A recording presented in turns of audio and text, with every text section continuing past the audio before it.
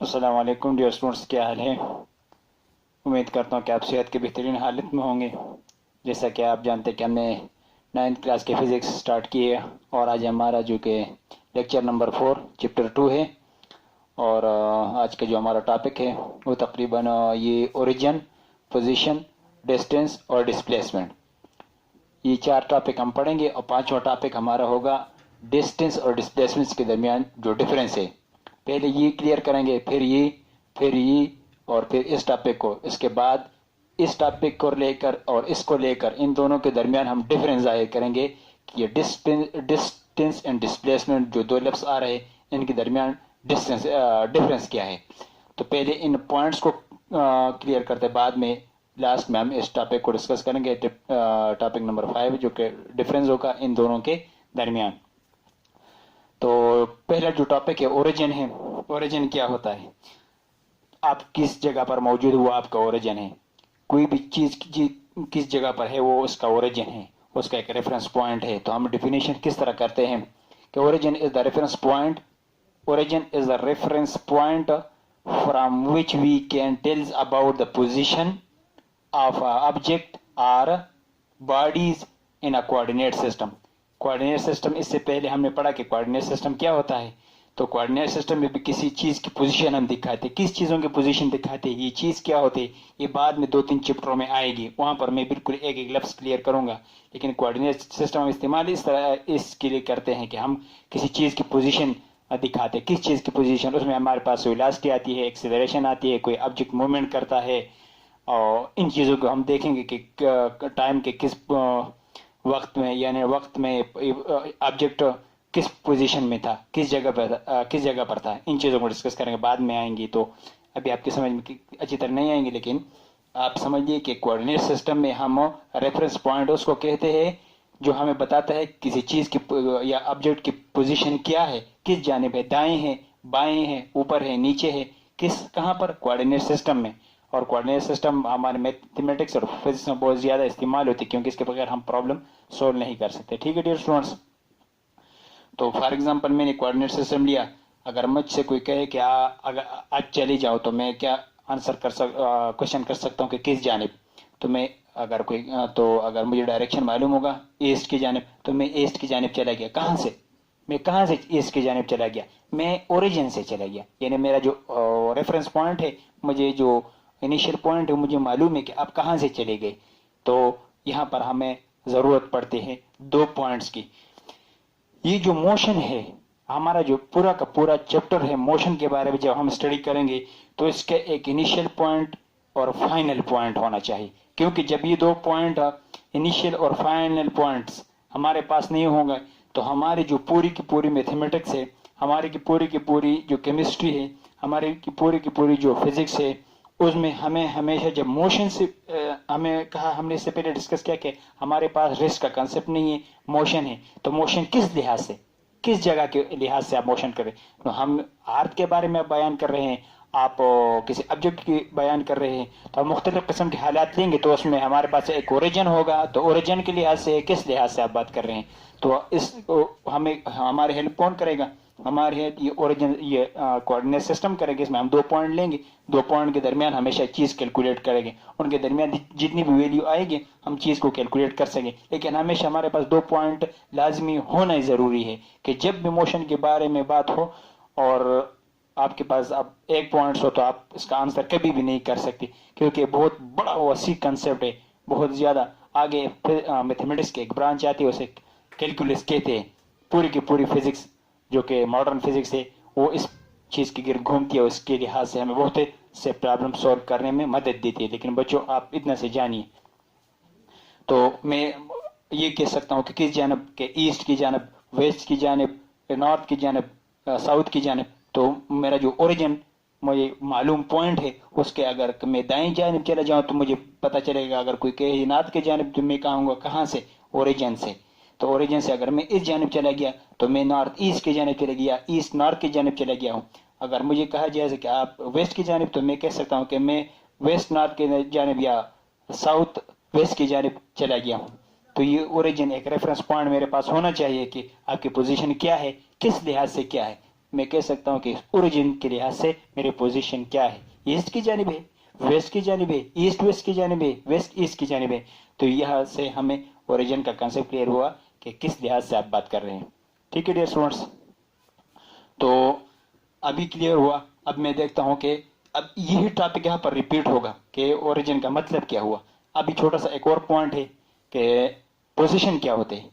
The term position describe the location of a place or points with respect to some reference points, that reference point is called origin. यहाँ पर ये बात हुई, यहाँ से यहाँ तक ये बात हुई किसकी, पोजीशन की, और यहाँ से ये बात इसने किसकी बताई, ओरिजिन की। कि जो टर्म पोजीशन है ये हमें क्या बताता है, it describe the location, it describe the location of a place or point, या ये प्लेस हो गया या पॉइंट हो गया, with respect to some reference point, with respect to some reference point, that reference point is called origin। कि जो position हम होता है हमारे पास होता है वो हमें क्या बताता है कि उस चीज की एक रेफरेंस पॉइंट से लोकेशन बताता है कि किस जानिब है। तो ये फॉर एग्जांपल मैंने ले लिया होम और ये मैंने ले लिया स्कूल। तो स्कूल और होम से मैं कह सकता हूं कि मेरी पोजीशन क्या है। मेरे पोजीशन को डिनोट करने के लिए मैंने यहाँ पर एक लाइन खींच दी जो कि इसका मैग्नीट्यूड जाहिर करता है, और जो लास्ट में जो मैंने यहाँ पर हेड में एरो पुट कर दिया तो मुझे बताता है कि इस पोजीशन की जानिब। अगर मैं यहाँ पर एक्स वाई कोऑर्डिनेट सिस्टम इस तरह ड्रा कर लेता हूँ तो मुझे पता चलेगा कि ईस्ट की जानिब आप चले गए हैं, वेस्ट की जानिब चले गए हैं, साउथ की जानिब चले गए हैं। या आपकी पोजीशन क्या है, आप हो ओरिजिन के लिहाज से किस डायरेक्शन में, किस अतराफ में है।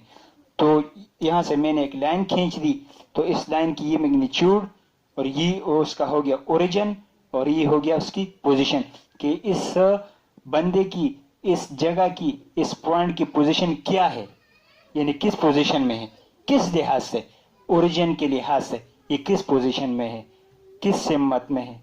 तो ये हमें कौन बताएगा, हम इस लाइन के जरिए से, फॉर एग्जांपल ये कोई भी एरिया है और एरिया में मैंने ओरिजिन से अपने स्कूल जो भी जगह हो उससे मैंने अपनी पोजीशन को डिनोट किया है। ठीक है डियर स्टूडेंट, तो this is called position.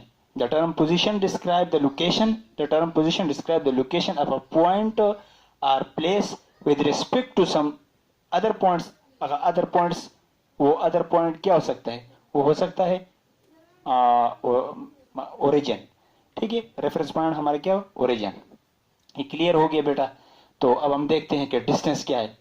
Simple सीधी सी बात है dear students, the actual length of a path is called distance. The actual length of a path is called, ये एक्चुअल लेंथ, ये लेंथ को मैं यहाँ से नाप करूंगा, ये कितनी है, इसकी जितनी भी लेंथ आएगी वो क्या कहलाती है, the actual length of a path is called distance. या दूसरी definition, the length of a path travel between two points or position. एक पोजिशन ये हो गया और एक पोजीशन ही हो गया, या मैं इसको एक पोजीशन कहता हूँ या इसको मैं एक पॉइंट कह देता हूँ, इसको पोजीशन कह देता हूँ और एक पॉइंट कहता हूँ। तो अगर आप पोजीशन कहे या पॉइंट कहे, इन दोनों के इन दो पोजीशन के दरमियान, इन दो पोजीशन के दरमियान या इन दो पॉइंट्स के दरमियान का जो डिस्टेंस है, travel between two position are called distance, जो कि कवर किया जाता है। दो पॉइंट्स के दरमियान जो पोजीशन डिस्टेंस, जो पाथ है, उस पाथ को जब कवर किया जाए या उस पाथ को जब मेजर किया जाए तो उस पाथ को क्या कहते हैं, उस पाथ को कहते हैं डिस्टेंस। या तीसरी definition, the total length covered bye a moving object our body is called distance. Total length के किसी भी मूविंग ऑब्जेक्ट, कोई ऑब्जेक्ट जा रहा है इस तरह, ये मूविंग ऑब्जेक्ट यहां से स्टार्ट हुआ और इस रास्ते पर चला गया यहां पर, क्या हुआ, द टोटल लेंथ, इसकी जितनी भी टोटल लेंथ है, इसकी जितनी भी टोटल लेंथ है, इसकी जितनी भी टोटल लेंथ है, और ये कोई भी, ये लेंथ किस तरह आती है, कोई चीज मूवमेंट कर रहा होगा तभी लेंथ बनेगी। मैं चलता हूं, फिर इस तरह आता हूं, फिर इस तरह चला जाता हूं, तो ये मेरे क्या है, ये मेरे डिस्टेंस है। ये मेरे, इसको मैं पूरी की पूरी कैलकुलेट करूँ किस तरह, एक स्टेप, दो स्टेप, 3 स्टेप इस जानिब, 4 स्टेप इस जानिब, 5 स्टेप इस जानिब, 6 स्टेप इस जानिब, ये पूरी की पूरी मेरी क्या होगी, लेंथ हो गई। तो मैं क्या कह सकता हूं, तो the total length covered by moving object, moving object होगी या मूविंग बॉडी होगी, is called the distance. For example A से लेकर डी तक, यहाँ से यहाँ तक, यहाँ से यहाँ तक, यहाँ से यहाँ तक, ये पूरा का पूरा पाथ क्या हुआ, मेरा डिस्टेंस। या यहाँ से यहाँ तक, यहाँ से यहाँ तक, ये पूरा का पूरा पाथ मेरा क्या हुआ, डिस्टेंस। इसी तरह यहाँ से यहाँ तक, यहाँ से यहाँ तक, ये पूरा का पूरा पाथ क्या हुआ, डिस्टेंस। इसी तरह ये एक और स्पेशल टाइप एक डिस्टेंस है, इसको हम बाद में पढ़ेंगे कि जब इसकी कैरेक्टरिस्टिक थोड़ी सी अलग है, ये भी डिस्टेंस है लेकिन इसकी में कुछ स्पेशलिटी है, उस लिहाज से हम इसको पढ़ेंगे। अब हम देखते हैं कि इस डिस्टेंस को मैथमेटिक्स में किस तरह दिखा सकते। डिस्टेंस को अब हम मैथमेटिकल फॉर्म में लिखते हैं। डिस्टेंस को अब हम मैथमेटिकल फॉर्म में किस तरह रिप्रेजेंट कर सकते हैं। तो डिस्टेंस को रिप्रेजेंट करने के लिए सिंबल उसके लिए कौन सा इस्तेमाल होता है, फिजिक्स में कौन से, मैथ में कौन सा, फिजिक्स में या मैथ्स में कौन सा सिंबल हम इस्तेमाल करते हैं ताकि डिस्टेंस को डिनोट करें, दिखाएं, शो करें। तो it symbol to represent distance, symbol at denoted by S, delta X, delta R, delta L, delta D, delta S. इन सब में कोई भी आप एक लेकर किस चीज को दिखा सकते हैं, डिस्टेंस को। ये भी लिख सकते हैं डिस्टेंस की शो करने के लिए, ये भी लिख सकते हैं। इन सब में कोई एक भी आप मैंने इन सब में से इसको उठा लिया, अब आपकी मर्जी, आप जिससे भी शो करो। मैंने किस चीज को उठा लिया, इससे। तो मैथमेटिकल फॉर्म हो गया S is equal to V and T। अब V आपने नहीं पढ़ी कि V क्या चीज है, अब हम V को भी डिस्कस करेंगे बाद। V और T आप जब आप समझ जाएंगे तो आपको पता चल जाएगा डिस्टेंस के लिए V और T होनी जरूरी है।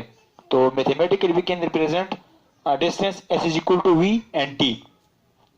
इसकी यूनिट क्या होगी, यानी हमने डिस्टेंस को नाप किया तो इसके लिए यूनिट क्या होनी चाहिए। फॉर एग्जांपल कोई लेंथ है, आप उस लेंथ को नापेंगे और उसके ऊपर चले जाएंगे तो डिस्टेंस कवर होगा। तो आप उसके लिए हम कौन सा यूनिट इस्तेमाल करते हैं, just meter only, simple base unit हमने पढ़े हैं बेस यूनिट में। जब आप बेस यूनिट के लेक्चर देखेंगे तो आपको वहां पर क्लियर हो जाएगा कि डिस्टेंस के लिए कौन सा, या लेंथ के लिए कौन सा यूनिट हम इस्तेमाल करते हैं, मीटर। ये किस किस्म की क्वांटिटी है, ये किस किस्म की क्वांटिटी है। हमने दो किस्म की क्वांटिटी, डिराइव क्वांटिटी पढ़ी और बेस क्वांटिटी पढ़ी। तो ये क्वांटिटी है स्केलर क्वांटिटी, ठीक है। अब इसके नेचर क्या है, यानी क्वांटिटी इसकी यूनिट मीटर हो गया, क्वांटिटी स्केलर हो गई, और ये इसके नेचर क्या है। ये वहां पर दो किस्म की क्वांटिटी थी, base quantity and derive quantity, कि ये बेस क्वांटिटी में से या डिराइव में, तो ये बेस क्वांटिटी में है। So this all about the distance of mathematical form and showing meter and quantity and nature.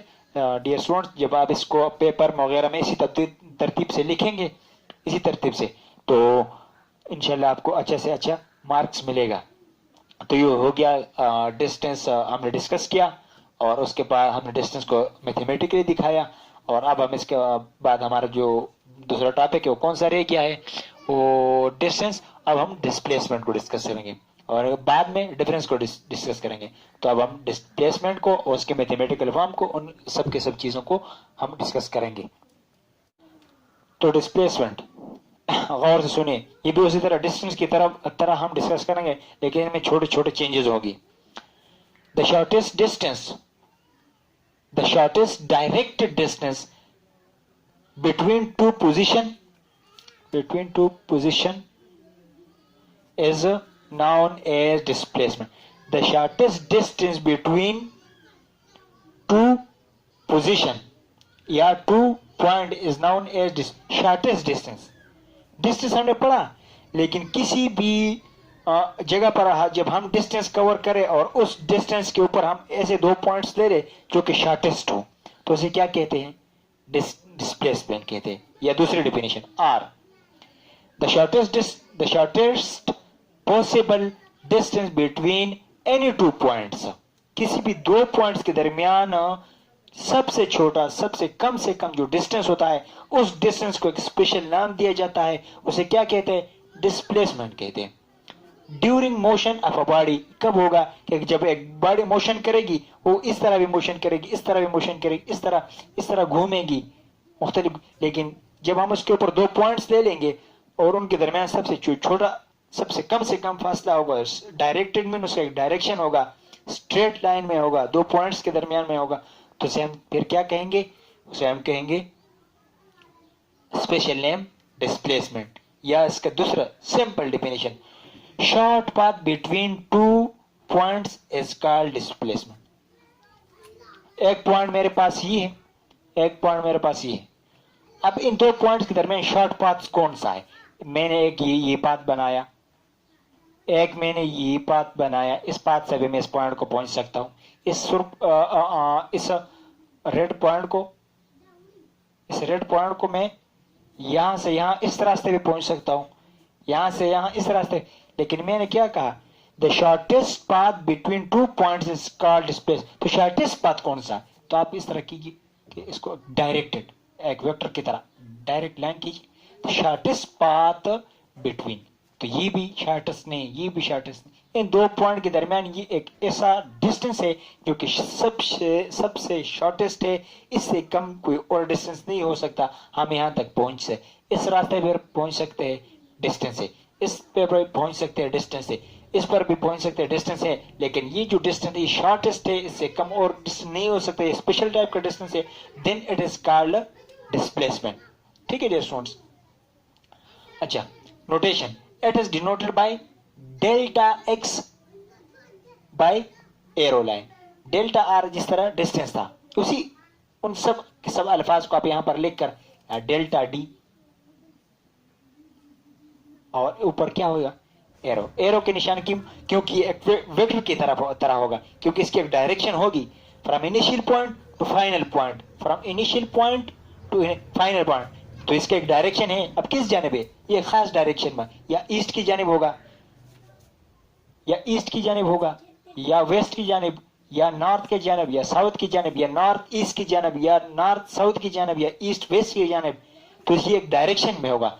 तो इसीलिए जब इस किस्म का डिस्टेंस होगा दो पॉइंट के दरमियान shortest, then it will call displacement. Okay, so it can be also represented by this